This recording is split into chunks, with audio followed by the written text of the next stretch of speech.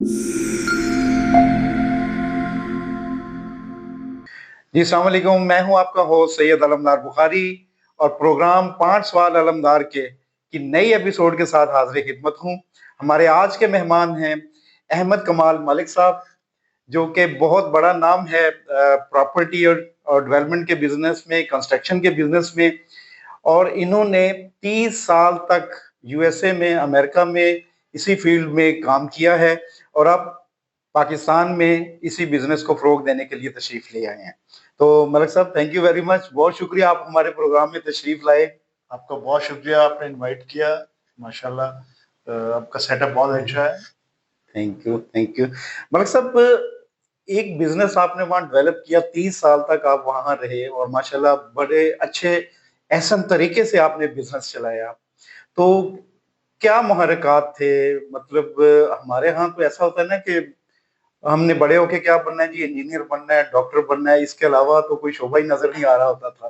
तो आप प्रॉपर्टी की तरफ कैसे रुझान हुआ आपका? कोई मोटिवेशन थी इसमें आपकी? नहीं, एक्चुअली प्रॉपर्टी के काम में अमेरिका में मैं मोटिवेशन तो कोई नहीं थी। मेरा ओरिजिनल काम था कालीन का, हाथ के बने हुए कालीन। उसकी मेरी मल्टीपल शॉप्स थी मेरे पास। लेकिन 94 में मेरी डिस्क स्लिप हो गई, जो ओह! हर पीछे कमर में। वहाँ से समबडी टोल्ड मी कि भई आप रियल एस्टेट के अंदर कोई एक अपार्टमेंट बिक रहा है, आप ले लें। तो मैंने वो एक अपार्टमेंट बिल्डिंग थी, खरीद ली। उससे फिर आहिस्ता-आहिस्ता ऐसे डेवलप करता गया। फिर मैंने खुद लेके जो जिसको कहते हैं फ्रॉम स्क्रैच वो शुरू कर दिए। हाई राइज़ बिल्डिंगें बनाई, इवन पेट्रोल पंप बनाए, होटल बनाए और फिर उसके बाद मॉर्टगेज बिज़नेस में भी साथ अमेरिका में होता है। तो रियल एस्टेट, मॉर्टगेज और कंस्ट्रक्शन, ये तीनों बिज़नेस में मैं वहाँ अभी भी कर रहा हूँ। ज़बरदस्त, बहुत ज़बरदस्त। पाकिस्तान में जो आमतौर पे ये ख्याल होता है कि यहाँ से जो भी यंगस्टर होंगे या बिज़नेसमैन होंगे, उनकी कोशिश होगी कि वो बाहर जाके काम करें, अपने बिज़नेस फ्लरिश करें।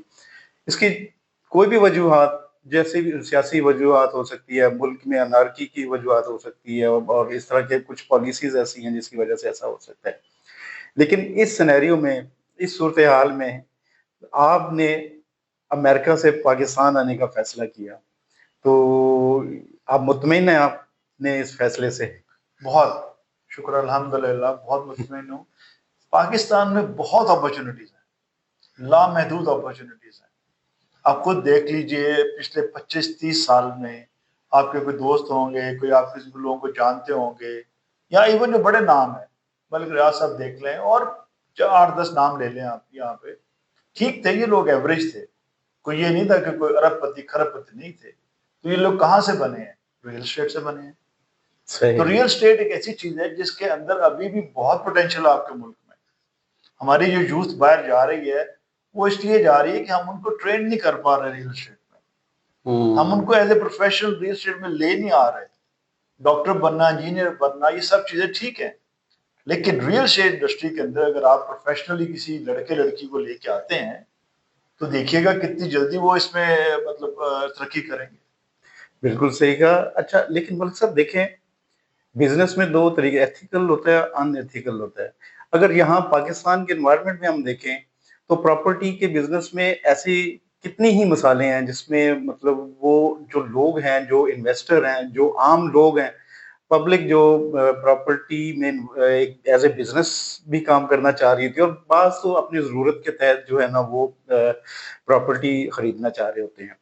तो उनके कुछ ऐसे मतलब रिज़र्वेशंस हैं, जैसे कि वो ये सोसाइटी जी बाद में पता चलता है जी कि इतनी पेमेंट हो गई है लेकिन वो डेवलप ही नहीं हुई। बाद में पता चलता है कि ये अथॉरिटीज़ की तरफ से अप्रूव ही नहीं। जब इस तरह की चीज़ें अक्सर हम देखने में देख रहे होते हैं, इस पे प्रोटेस्ट भी चल रहा होता है। तो जब ऐसी बात होगी तो इन लोग इस तरफ कैसे आएँगे? देखिए, इसमें डेफ़िनेटली एक बहुत बड़ा फ्लॉ है पाकिस्तान इंडस्ट्री के अंदर, रियल एस्टेट इंडस्ट्री में, कि यहाँ पे कोई रूल्स रेगुलेशन नहीं है, कोई हुँ। रेगुलेटेड अथॉरिटी नहीं है। जैसे आप एक कोई चीज़ भी करते हैं, आप इम्पोर्ट एक्सपोर्ट करते हैं, उसके लिए आपको लाइसेंस लेना पड़ता है। एक कॉर्पोरेशन बनी हुई है जिसके अंडर आपको सारी डॉक्यूमेंटेशन करनी पड़ती है, आपको अपनी कंपनी रजिस्टर करानी पड़ती है। रियल एस्टेट एक वाहिद इंडस्ट्री है जिसकी कोई रूल्स रेगुलेशन नहीं है। जो आपका चाहे आप कर सकते हैं।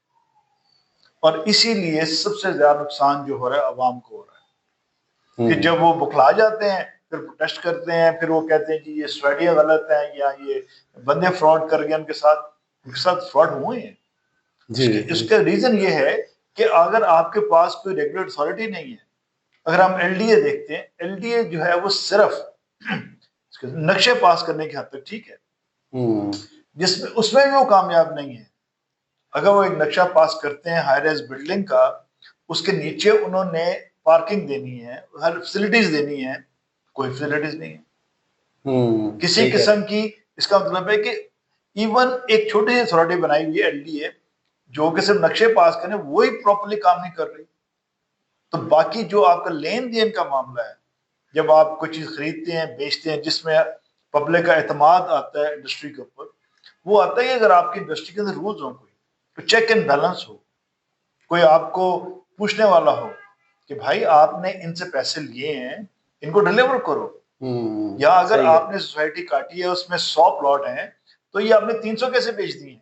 ये अक्सर ऐसा होता है जी, फाइल्स बहुत ज्यादा बिक जाती हैं, ऑन ग्राउंड जो है ना वो प्लॉट्स होते हैं। ये बहुत बड़ी कंप्लेंट है जो हमारे लोगों वही सही से वही है ना कि अगर आपका एक रूल हो, अथॉरिटी हो, वो आपको पूछेंगे भी आपने कितने प्लॉट बनाए, 300 बनाए, ठीक है, 300 की फाइलें बनाने के बाद स्टॉप कर दें, उसके बाद 300 की आप फाइलें बेचें, उसके बाद जब वो डेवलप हो जाए फिर आप और दूसरी इंडस्ट्री में चले जाएं, दूसरी सोसाइटी बनानी शुरू कर दें। लेकिन यहाँ पे वही 300 प्लॉट 1000 प्लॉट करके बिक रहे होते हैं, तो फ्रॉड है ना, ये कोई रूल रेगुलेशन नहीं है ना। कोई अगर हो अथॉरिटी बैठा ऊपर तो उनको चेक कर सकते हैं। अच्छा मलिक साहब, देखा जाए ना ये प्रॉपर्टी का बिजनेस, ये डेवलपमेंट और कंस्ट्रक्शन वगैरह का बिजनेस है, ये इनडायरेक्टली इसमें बहुत सी आप कह लें कि फील्ड्स इन्वॉल्व होती हैं। सीमेंट वाले, ईंटों वाले और मेसन्स और मजदूरी, और ये कितने मैन पावर भी यूज होती है। जब ये प्रॉपर्टी स्टेबल हो या ये इसका बूम आए तो कितनी ही ज्यादा इंडस्ट्रीज होती है ना, वो भी फ्लोरिश कर देती है साथ साथ।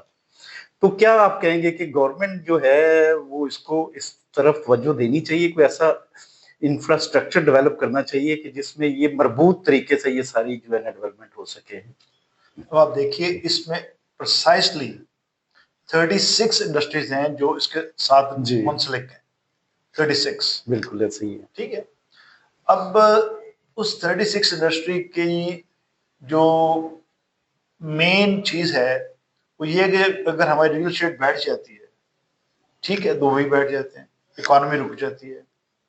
आपने शुरू से भी देखा होगा अगर जब बादशाह भी होते थे या पुराने जमाने में, वो किले बनाने शुरू कर देते थे, पूरा पूरा शहर उसमें बस जाता था, कंस्ट्रक्शन शुरू हो जाती थी, खुशहाली आ जाती थी। ठीक, हमारे भी यही है, इस इंडस्ट्री के साथ बहुत चीजें रिलेटेड है, लेकिन जब चाहते हैं वो कुछ पॉलिटिकल हालात कर देते हैं ऐसे, या कुछ और ऐसे, उसमें चूंकि चेक एंड बैलेंस नहीं है। तो अब सीमेंट ले लें आप, सीमेंट की आज जब मैंने शुरू किया आज से 15 साल पहले, तो उस वक्त 400 रुपए की बोरी आ रही थी, आज वो 1600 की है। कोई रीजन नहीं है उसका कि कोई बहुत बड़ी चीज हो गई है दुनिया में, तो ये अब आपका 4 गुना बढ़ गया, टैक्सेशन बढ़ गए होंगे, टैक्सेस बढ़ गए हैं, कुछ नहीं, टैक्स तो बढ़ गए हैं, ठीक है, बड़े होंगे, कोई प्रॉब्लम, उसमें टैक्स लेना चाहिए गवर्नमेंट को, लेकिन जो मालिकान है उनको बैठ के पूछना चाहिए कि भाई ये क्यों, रीजन बताइए, क्या मटेरियल महंगा हो गया है, कुछ और चीज महंगी हो गई है, तो आपने 4 गुना बढ़ा दी प्राइस, तो इंडस्ट्री स्लो हो गई है। इसी तरह हर चीज जो है, ईंटें हैं, अब आजकल देख लें, जरा सा मौसम खराब हुआ है, ठीक है, तो ये 1600 की ईंट थी, मतलब 16 रुपए की ईंट थी, तो 26 रुपए की हो गई है कि जी वो जी फॉग आ गई है। ये चीजें गलत है ना, चेक बैलेंस कोई नहीं है, इस पर रूल रेगुलेशन कोई नहीं है। अच्छा मलिक साहब, आम पाकिस्तानी जो है बेसिकली जो जॉब पेशा अफराद हैं या गवर्नमेंट के मुलाजिम हैं, वो 25-30 साल जॉब करते हैं, फिर उनकी दो ही ख्वाहिशात होती हैं। एक तो उनकी जिंदगी ही में एक घर उनको मिल जाए, और दूसरा ये कि वो अपने बच्चों की शादी कर सकें, और जो उनके जो रिटायरमेंट बेनिफिट्स वगैरह होते हैं वो इन्हीं दो चीजों पे लग रहे होते हैं। तो ऐसे मौके में अगर कोई अपने सारी जमा पूंजी जो है वो किसी प्रॉपर्टी के बिजनेस में लगा दे और आगे से जनाब ऑन ग्राउंड पता चले कि यार ये तो अप्रूव्ड ही नहीं है, ये तो मतलब अभी हवा में बातें हो रही हैं, तो अब सोचें उस बेचारे के दिल पे क्या गुजरेगी। एक ये, क्योंकि उसके तो सारी जमा पूंजी है। तो इस तरह पाकिस्तान में भी एक ऐसा कह लें कि तबका है कि जो मतलब लोगों की इन चीज़ों को जो है ना, वो भी कह लें कि अपने बिजनेस में और इस तरह चीज़ों में इन्वॉल्व हो रहे हैं। देखिए, सबसे पहली बात तो ये है कि जो आपकी इन्फ्लेशन इतनी ज्यादा हो गई है कि आज एक बंदा जो 25 साल पहले या 30 साल पहले मुलाजिम हुआ था, रिटायर हुआ है, उसको आप क्या दे देंगे? 30, 40, 50 लाख जी, रुपए दे देंगे। इस वक्त 30, 40, 50 लाख रुपए में कुछ भी नहीं आता। सही है। जब हम अगर हम अपने बचपन की बात करें तो हमारे बड़े इजीली घर बना लेते थे। 5,000 मतलब लाख, 2 लाख, 1.5 लाख के अंदर घर अच्छा खासा बन जाता था। हम लोग सारे बाकी जितने जॉइंट फैमिली सिस्टम वहां रहते थे, बड़ा अच्छा चलता था। लेकिन अब आप देखिए 5 मरले, जो कि कोई इतने बड़ा घर नहीं होता, 5 मरले का घर आजकल 2 करोड़ के 2 ऊपर है। करोड़ से ज्यादा गई होता है जी। तब आप बताएं मुझे कि वो आदमी जो रिटायर हुआ है 30 साल के बाद, क्या गवर्नमेंट या उसको उसकी कंपनी 2 करोड़ देगी? सवाल ही पैदा नहीं सवाल ही होता। बता। तो जो उसको 40, 50, 60 लाख, 70 मिलेगा भी, और वो भी फिर वही बात आ जाती है कि अगर आपके जो एजेंट्स हैं या आपकी जो सोसाइटियां बना रहे हैं लोग, इनकी अकाउंटेबिलिटी कोई हो, इनको पूछने वाला कोई हो, तो वो उस बंदे के चले ठीक है, उसको 50 लाख ही है, उसको 50 लाख उसने लगा दिया, आज आहिस्ता आहिस्ता उसे 2-3 साल में वो घर छोटा बना ले, सही है। लेकिन वो खा लेंगे उसका। इसके लिए सबसे बड़ी बात मैं आपको बताऊं एक, कि हम लोग वेस्ट के पीछे भागते हैं, मगरिब के पीछे, हर चीज उनकी अडॉप्ट करने की कोशिश करते हैं, लेकिन जो उनके सही असूल हैं उनके पीछे नहीं भागते हम। बिल्कुल सही उन्होंने फरमाया। एक रियल एस्टेट इंडस्ट्री के अंदर उन्होंने बनाया हुआ है एक, उसको कहते हैं एस्क्रो अकाउंट, कि मैं डेवलपर हूं, आप खरीदार हैं, आपने पैसा मुझे नहीं देना, मेरे हाथ में नहीं देना, आपने तीसरी एक पार्टी, इसको एस्क्रो अकाउंट कहते हैं, वो गवर्नमेंट हो सकती है, बैंक हो सकता है, या वकीलों की कंपनी हो सकती है, ठीक, सही है। उसमें पैसा चला जाता है, वो डेवलपर को पैसा देते हैं उतना जितना वो काम कर लेता है। बिल्कुल सही उसका है। मतलब ये कि गारंटी हो गई कि आपको आपकी चीज मिलेगी, प्लॉट मिलेगा, या आपको वो उसका मिलेगा, अपना अपार्टमेंट मिलेगा, या दुकान मिलेगी, वो 100% गारंटी है। अगर नहीं होगा तो आपका पैसा महफूज एस्क्रो में पड़ा हुआ है।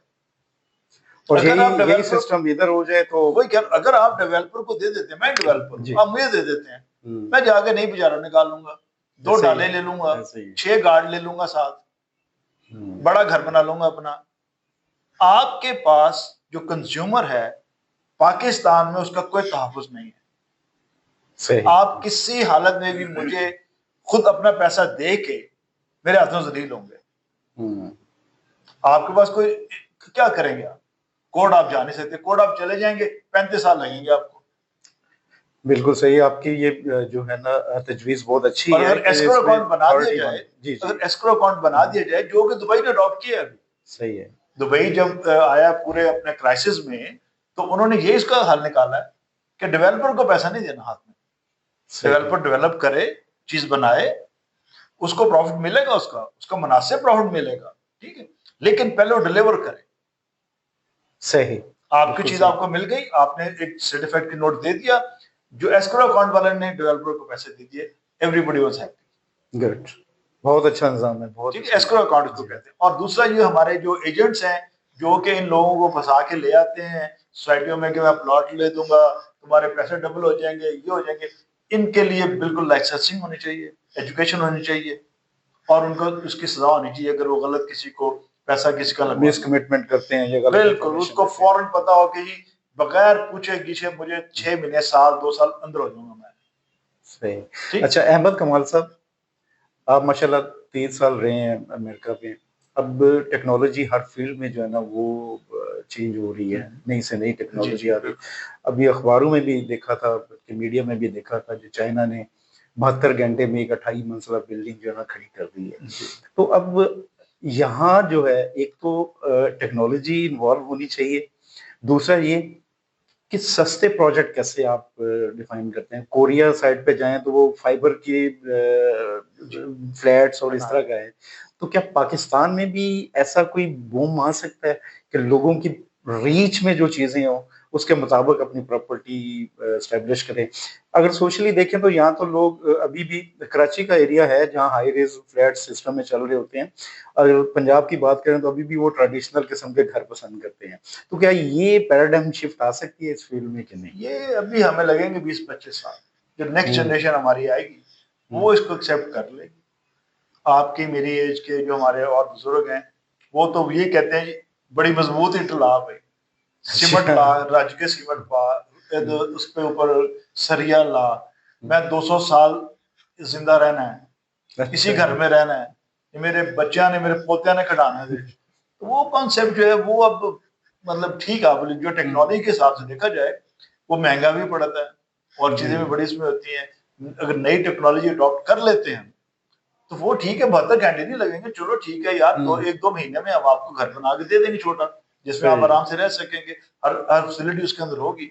लेकिन हमारे यहाँ पे अभी आप देखें जो कमर्शियल बिल्डिंग्स हैं जितनी मैंने अमेरिका में बनाई हैं, उसके अंदर जो पार्टीशन वॉल्स होती हैं वो एक कार्डबोर्ड से की होती हैं, उसको सही। चिप बोर्ड कहते हैं। सही। ठीक है, आप आए, आपने एक हॉल लिया है, उसमें अपनी मर्जी का आपने पार्टीशन रेनोवेशन कर, करवा ली। अपने पार्टीशन अपनी जी मर्जी से जी। कर लिए।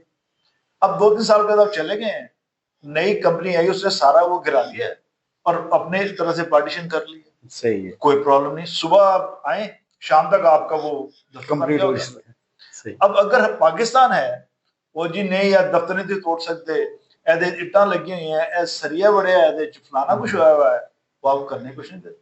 वो सारा जो वेट है वो सारा बिल्डिंग का और पड़ा होता है, उसके लिए फिर हमें जो फाउंडेशन है नीचे वो इतनी ज्यादा उसमें डालना पड़ेगा सारा कि हमारी कॉस्ट ऑफ कंस्ट्रक्शन बहुत ज्यादा है। बिल्कुल सही है। कि देखे ना, आपने एक कंक्रीट से बिल्डिंग खड़ी की कमर्शियल, उसके ऊपर फिर आप ईंटें लगाई जा रहे हैं, अलग जरूरत नहीं है। आप उसमें चिपबोर्ड का वो जो लगाए पार्टीशन, मैं अभी गया था एक्सपो में, यहाँ पे चीजें तो सारे वो लेके आ गए हैं। सही एक्सपो है। अभी जो हुआ है पिछले दिनों आर्किटेक्चरल इंडस्ट्री का, बहुत अच्छी चीजें लेके आए बड़ी। लेकिन वो लोग नहीं यार मेरा अब्बा कहता सी नहीं ईटा ही लानी। सही है, वही और रवायती हाँ, अंदाज। वो अभी तक हमारे यहाँ पे वो रवायत जो है ना, वो अब अगली जनरेशन हो सकता है सही। कुछ करे, लेकिन हम लोग नहीं कर सकते। अभी मैंने तजर्बे कराए थे शुरू शुरू में, पाकिस्तान में आया हूँ मैं, तो वो बुरी तरह नाकाम हुए। तो सही। मानते नहीं उस चीज को, कहते नहीं जी आप आए होंगे अमेरिका से, आप तजर्बा वहीं रखें अपना, ये पाकिस्तान है पंजाब है ऐसे ऐसे। चले, आपकी बात से मैं ये इत्तेफाक करूंगा कि जो हमारी नई नस्ल है शायद वो 20-25 साल लगे जो इस चीज को अडॉप्ट करे, क्योंकि जनरेशन जी जो है वो बेसिकली इन चीजों को इस लिहाज से देख सकती हैं। तो thank you very much Ahmad Kamal sahab, बहुत मेहरबानी। बड़ा अच्छा लगा आपके साथ गुफ्तगू करके, और नाजरीन को भी प्रॉपर्टी के बिजनेस के बारे में जो चैलेंजेस हमें दरपेश हैं उनके बारे में आगाही होगी। तो इंशाल्लाह ताला वो कहते हैं ना जी, व्यवस्था रहे शजर से उम्मीदें बहार रख, इंशाल्लाह ताला बहुत अच्छा रहेगा। जरूर तो इंशाल्लाह थैंक यू इंशाल्लाह। वेरी मच, बहुत शुक्रिया। बहुत शुक्रिया, थैंक यू वेरी अल्लाह हाफ़िज़। जी नाजरीन, ये था हमारा आज का प्रोग्राम। अगले हफ्ते जुम्मे के दिन शाम 6 बजे 5 सवाल अलमदार के प्रोग्राम के नई एपिसोड के साथ हाजिर खिदमत होंगे। तब तक इजाजत दीजिए। अल्लाह हाफिज।